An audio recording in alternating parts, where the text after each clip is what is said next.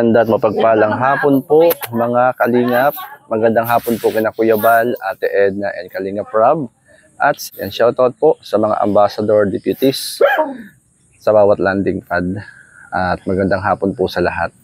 Andito po tayo sa Barangay Bibito, Lopez, Quezon.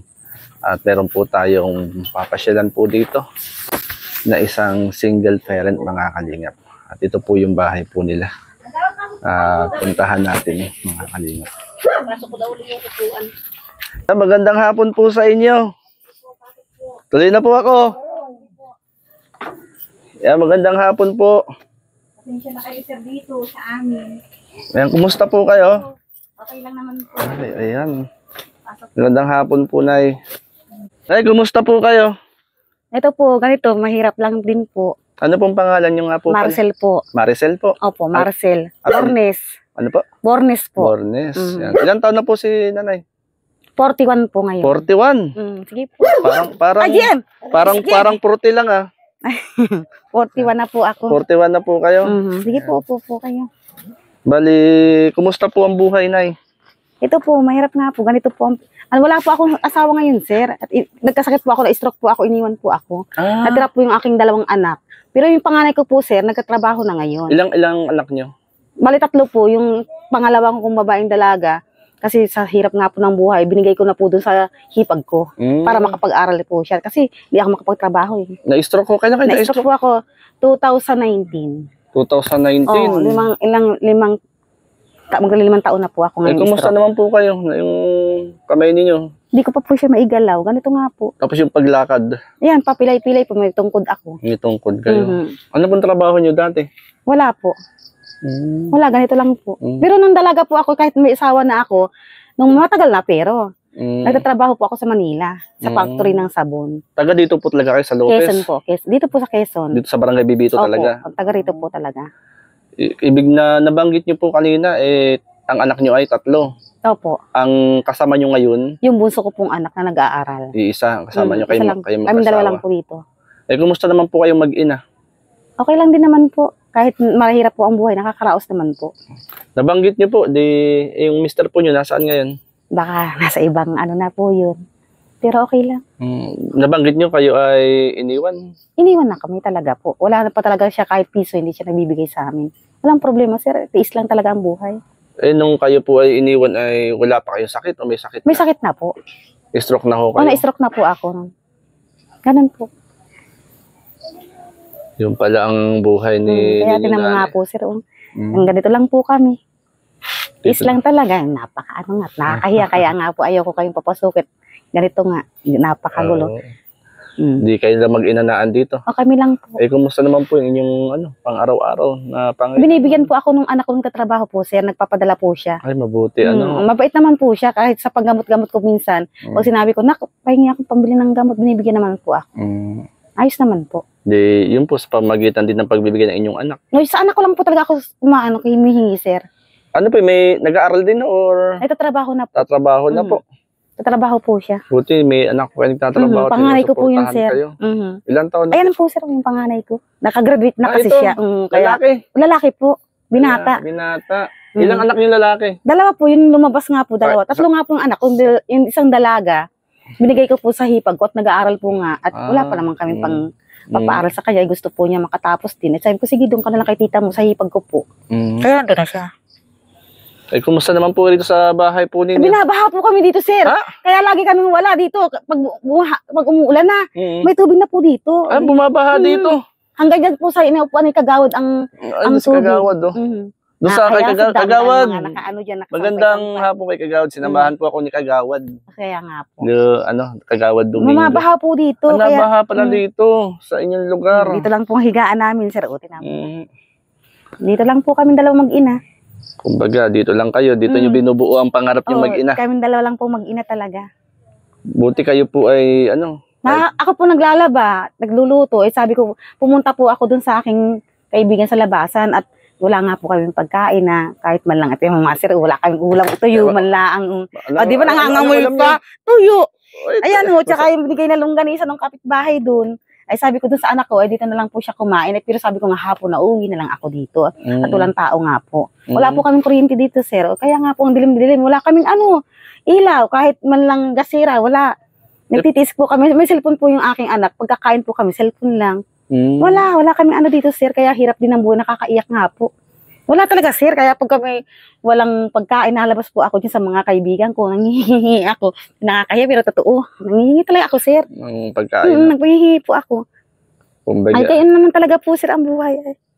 Pag wala. Pero pag meron naman po, nagpapadala yung anak ko, di okay po kami. Sa isang buwan, nagpapadala naman. Nagpapadala naman po. At nakuha po rin kami ng bigas doon sa aking kapatid na nangungutang po siya. Pag sasahod siya, siya magbabayad. Nangungutang kayo ng bigas. Lagi po. Lagi pong ganun. Tapos po, pag nasasahod yung anak ko, binabayaran na lang po doon sa tita niya. Kumbaga yung pinapadala ng anak niya, yung pambayad na lang. Sa bigas po. Sa bigas. Ngayon maghapon, kumusta? May nakain naman kayo? Ay, doon nga po ako nakikain. Yung anak ko nga po iniwan ko dito. Kayo nakikain? Doon sa kalabasan. Kaya nga po, sa kasunod nyo na po ako. Kaya po ako napabilis-bilis lang. Ay, nagsakay po ako ng tricycle. Nakikain kayo? Kayo na yun? Pinainan niyo? Sa pinsan ko rin po, dyan sa labasan. Nakikain ho kayo? Opo, kaya magkakasunod po baga tayo, kakauwi ko nga lang. Sabi ko kasi po, gabi na, hapon na, uwi na ako ate. Sabi ko rin sa kanya, walang tao nga po dito sa bahay. Nag-iisa-isa yung anak ko. Ay, sabi ko nga po, pinagsaing ko naman na. Yan ang ulam namin ngayon. Tag-iisa. Kumbaga, Nay. Kaya nga po. Siyempre, nakakalungkot din, Oo. Kasi yung mga anak ninyo ay malayo sa inyo. Opo, malayo po talaga. Isa lang ang naan dito. Siya po ang katulong ko, magtabo-tabo dito. Na yung babae, malayo sa inyo. Malayo po talaga sa Pangasinan siya. Pangasinan ho? Opo, nasa Pangasinan siya yung dalaga. Kumbaga, siyempre, bilang magulang, mamimiss din niyo yung Ay, nung Pasko nga po, kahit, okay lang naman po. Nakita ko kayo nung Pasko? Hindi po, wala po talaga.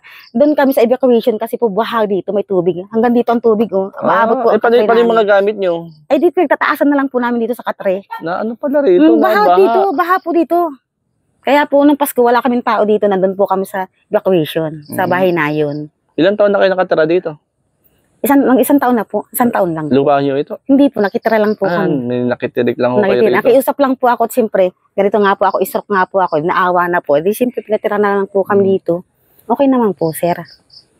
Gano'n kahirap ang buhay na hirap talaga, sir. pinagdadaanan? Yan, tinang nga po ang sitwasyon. Pero natawa pa rin ako. Okay lang naman, sir. Yung maganda, no? O, di ba kaya nga po, tiis lang na po. At saka pati naman, sir, hindi naman po sa may mabait din po na tulong. Kahit pagbigay-bigay man lang ng ulam, meron naman po. Ganun lang po. Ay, buti, may tuyo kayo. Napapisip na ako sa parang Si sir tuyo. naman. O, sige ba, buti. Ang sarap ng tuyo. Kaya nga, yan nga lang po. Nakakahiya nga. Pero totoo, at least totoo ang sinasabi ko po. Pero Nike, sa kabila na kayo na-stroke po ako, yung 5 years na. Opo, maguli 5 taon na po siya ngayon. Pero, ganito, at least sir, malakas na ako. Dati ako hindi nakakatayo. Hindi po ako nakakatayo dati. Kumbaga, kayo ayan, kumbaga nakita ko sa inyo, always think positive. Kaya nga po, ganun lang po talaga. Di ba sir, tingnan mo nga po, 5 taon na akong ganito. Di okay lang naman po, sige lang. Laban lang. Nakala ko naman, naglalaba pa kayo ng Nang damit po. Damit ninyo. Opo, inaapakan ko, binabras-bras ko. Yan lang, sir, kaya ko. Nag-iigib pa nga ako dyan sa balon, Kasi ang kamay ninyo, hindi nakakahawak. hindi na siya nakakahawak. Sir, kahit man lang nakakagalaw, hindi. Iniisip ko, paglalaban ninyo, Bras ko po na isang kamay, may paa naman po ako ay. Tinutungtungan yun ng paa. Opo, paraan-paraan lang, sir, para makagawa. Kasi ano pong mangyayari sa buhay ko kung walang magagawa. Talagang ganun po, tiis lang. Kumbaga tapos yung anak nyo nag-aaral. Opo, nag-aaral po yan. Binibigyan lang po nung aking anak na sa Maynila. Katulad po ngayon, Lunes, exam niya. Ay sabi ko nga doon sa mga pinsan ko dyan sa labasan, wala man lang pamasahe yung anak ko, kawawa naman, hindi makapasok at exam ngayon. Lunes po. Ay, wala naman ako magagawa, sir. Saan ba ako kukuha? Pumasok ngayon, hindi? Hindi nga po pumasok. Hindi nakapasok. Wala nga po kaming kapira-pira, sir. Exam pa. Exam niya ngayon, paano Lunes. yun? Yun nga po, di wala, huwag tiis pong ganyan. Kawawa naman. Di ba, sir? Ganun lang po. Okay lang. Bukas papasok na ko yun. Hindi na po at wala naman kaming pira. Saan po ba nga ako kukuha? Para maka-exam siya. Saan siya nag-aaral? Sa bayan? Sa ATC po sa bayan. Ay, wala po siyang pamasahe. Sabi ko nga po sa anak ko, kung gusto mo ko talaga mag-diskarte ka naman, nak. Ay, wala nga daw, ganyan. Yung po, lumabas po, anak ko po yun, yung bunso. Nag-aaral po siya. Ganito, sir, tinan niyo nga, sir. Pero kayo ay patuloy na lumalaban. Opo, okay lang. Sa hamon ng buhay. O, di ba, sir? Sabi ko sa'yo, nakakaya ang buhay namin, pero totoo. At least, kumbaga ay kahit ganito yung buhay natin, kumbaga ay yung pananaw natin positibo pa rin. Opo. Kasi minsan ang tao kapag may karamdaman, parang Wala hopeless na. Kaya nga wala na po. Parang dead end na ang Ako kanyang okay lang po buhay. at sabi ko kasi yung mga anak ko po gusto ko po makatapos kahit ganito kung wala ito na itutulong sa kanilang mga pagbigay-bigay. Mag-aral ka at sayang naman sabi ko rin po. Tapos yung inyong asawa wala na. Wala na, tagal na sir, hindi na kami pinabayaan, hindi na kami lang kami inano nun. Wala na. Akala ko naman nung iniwan kayo ng asawa niyo, hindi pa kayo stroke. Stroke na po. Stroke na kayo nung Opo, iniwan. stroke na. Alam niya na stroke kayo. Stroke alam niya po. Nakakalakad kayo nun. Hindi, nakakautay-utay lang po. Bagsak pa rin po ang katawan ko. Nung iniwan kayo. Wala na yun, sir. Wala na. Sabi nga nung anak kong panganay na yan, huwag mo nang intindihin si Papa, Mama, hayaan mo na yun. Ako na lang kaya ko naman kayong buhayin. O di sige lang, sabi ko rin. Kaya pag minsan magkikwentuhan kami, ayoko na nung hindi na namin isipin yun. Kasi wala rin naman sir pakinabang din. Kahit magbigay man lang sa amin ng pagkain, wala.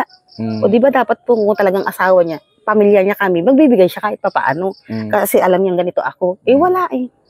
Okay. Okay lang. Basta Okay, laging okay lang. Kahit masaya. hindi. Kaya nga po, kahit okay lang po. paano nun? Yung pagkain uli bukas, paano yun? Ay, meron naman pong bigas. Yung pang ulam-ulam, pang gastos-gastos lang po ba ang wala. Kaya gusto ko nga pong makapasok yung anak ko at sayang naman po, mag-i-exam at gagraduate na pati ngayong March. Grade 10 na po kasi siya. Grade 10, Nung fourth year. gagraduate po ngayon ng moving up. Ay, saan naman po kami kukuha? At dahil yung anak ko nga rin po, sabi niya, Mama, wala pa akong sahod. Paano ba yan? Saan naman tayo mangungutang? At saka pati sir, bukod sa gano'n na, sino ba magpapautang sa amin? Ay, wala akong trabaho. Di wala. Ganun lang po talaga. Pero sayang sana po, makakaano rin, makakaraos din. Makaka-exam po yung Oo, anak sana ninyo. nga po. Kumbaga ay, siyempre maganda kahit makagraduate siya ng Grade 10 po. Grade 10. Pero gusto ko, sir, sabi po ng panganay ko, ano natin mama, kahit grade 12, para makagraduate talaga siya. Ate, Ano po? tanong ko ay, Mm. ikaw naman naniniwala ko na nanalangin ka kay Oh, Lord. siyempre po. Ano yung iyong panalangin sa Panginoon? Ay, sana rin po ako gumaling para maigalaw ko man lang itong kamay ko para po makapagtrabaho ako at makagagawa-gawa ng at sana po makaraos po kami sa hirap ng buhay. Siyempre po, gusto ko rin po makatapos ang aking anak kasi nag-iisa na rin po yung nag-aaral. Yun lang po, sir.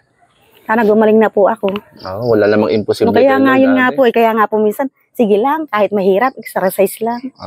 Ganun Walang lang. imposible kay Lord, ate. Kaya nga po. Na, At least hindi pa rin po ako pinapabayaan, sir. Tinan mo nga ako, sir, ha? Kung ako mamamatay, di dapat tagal na ako namatay. Siyempre, sa dami ko ba ng problema? Sir, tinan mo nga naman, sir. Sa hirap baga naman. Halos araw-araw na lang. may plano pa si Lord sa inyo. Kaya nga po gigising sa umaga, ano na naman kayang pagkain? Ganun. Siyempre, isip na po yun. Sana naman kaya ako kukuha.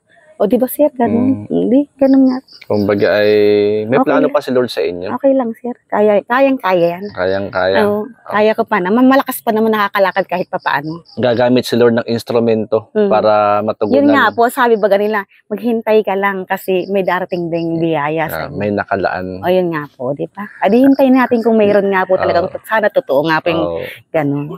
Kumbaga, pag nag-iisa ka rito, nakanta-kanta ka na lang. Ay di hindi po, nakahiga-higa lang po ako dyan. Hala ko, nakanta-kanta ka. Hindi, nakahiga-higa lang po ako, tag-iisip, kahit pa isip-isip, ganun at ganun pa Ano naman. iniisip nyo? Ay, siyempre, sana nga po, paano kaya kami makakaraos, ganun-ganun. Ay, siyempre, sa hirap naman, sir, lagi naman ganun, sa walang-wala. Ganun lang po.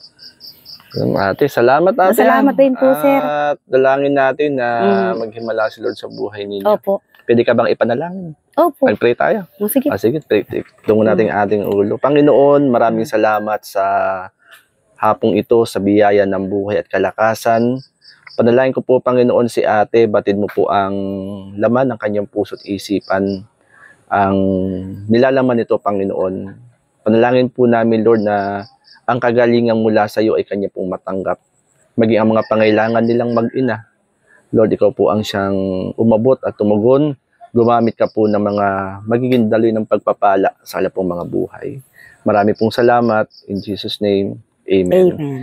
Ate, sabi mo, walang pamasahe si, Opo, yung bukas po yung anak ko. Para pa makapasok po. Magkano pamasahe yan? Eh, mura lang naman po. Pag may 50, di okay na. May 50. Meron. Bukas para maka-exam siya, meron ako rito. Meron pa yata ako rito. Salamat, sir, talaga. Pasensya na kayo rito. Okay lang po, sir. Salamat nga rin po. Meron eh. Nawala pa yata. Sir, Pasensya salamat na po muna kayo talaga. rito, ate. Okay lang po. Ang ano ko lang po para maka-exam yung Kaya inyong nga anak. po, sir. Opo. Yan, ito. Kunti lang ito, ate. Okay lang po, sir.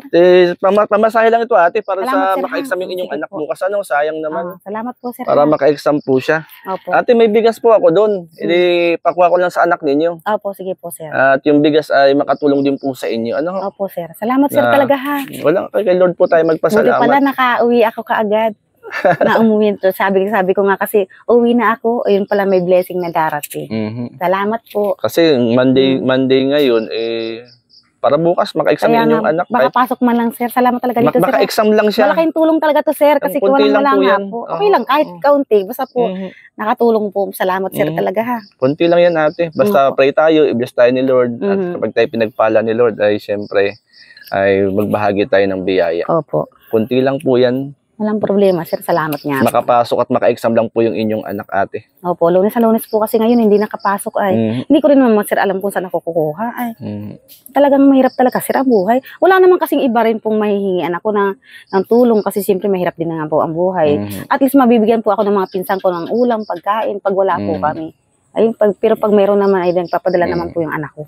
Yan, ate, maraming salamat, Sige ha. po, sir. At Salamat pamasahe din. lang yan ng anak Opo, mo, sir, ha. walang problema. Sir, salamat talaga po. Pamasahe lang yan para siya makapasok bukas. Sige po. Para maka-exam yung inyong anak. Sige po, sir. Salamat din kay Kagawad, Salamat Domingo. po, sir, talaga. Na- Pasensya na kayo, sir, dito sa bahay ko. At yan, napakagulo nga. Walang ka. Sanay po tayo ayos. yan. Sanay po tayo dyan sa ganyan. Dito po talaga dati may tubig. Bahang-baha po. Kagawad. Sige po, sir, salamat po. Binabaha pala dito, Diyan po, tinan mo nga po, sir. Ito po si Kagawad Domingo, na isang kagawad dito po sa Barangay Bibito, Lopez, Quezon. At sinamahan Nasa evacuation pagpapanood ng kalamidad eh. Opo. sinamahan tayo dito kina Sinamahan ate. din po. Yan si ate. Ate, may bibigay sige akong bigas doon. Opo. Doon yata yung anak niyo, pakuha ko na lang, Sige ha. po, sir, salamat Yan. po. Paano, ate? Maraming salamat, ha. Salamat Basta kapit lang tayo kay Lord. Opo, sir, salamat. Kapit lang tayo kay Lord. Ano po? Sir, salamat po talaga. Sa paglalakad, do. Saray na po ako, sir, dyan. Tinan mo nga po. Saan kayo naglalaba rito? Dito po, sir. Dyan lang Ito, po. dito kayo naglalaba. Oo, dyan po naglalaba. Talagang hirap talaga, sir. Okay lang po, ganyan lang po talaga. Okay lang po yan. Nakakahiya nga po at siyempre ganito po ang bahay namin. Naulan, ampias ito. Ang piyas po, basang-basa ka. Ay, dyan, pag naulan, pag Ito po, sigaan namin. Naampis lang po, sir. ampias. Pag malakas ang hangin, malakas ang ulan. Oo, naampis po siya. Lampasan ang Wala taso po nyo. talaga. Kawayan. Pintuan ay ginawa na lang po namin sa Pintuan. Wala po. Ay, paano, anong harang nyo rito? Wala po, ganyan lang. Natutulog lang po kami mag-ina. Ganyan lang. Dito. Wala po. Ay, yun lang. Ganito lang po kami. Sasay na yung anak ko. Mm. Sir, salamat po. Sige po, ako ituloy na po. Maraming salamat po sa inyo. Basta kapit lang tayo kay Lord. Walang imposible kay Lord. Ano po? Sige po. Salamat po. Okay na po, sir. Salamat Opo. po, sir. Binigay mo na. Salamat po. Yan. At para makapasok po yung anak bukas. Yan mga kalingap, marami pong salamat at napasyalan po natin si ate dito po sa kanyang tahanan at sinamahan po tayo ni Kagawad Domingo. Ito po yung bahay nila, mga kalingap, bahay nila. Ayan, maraming salamat mga kalingap and God bless po sa bawat isa.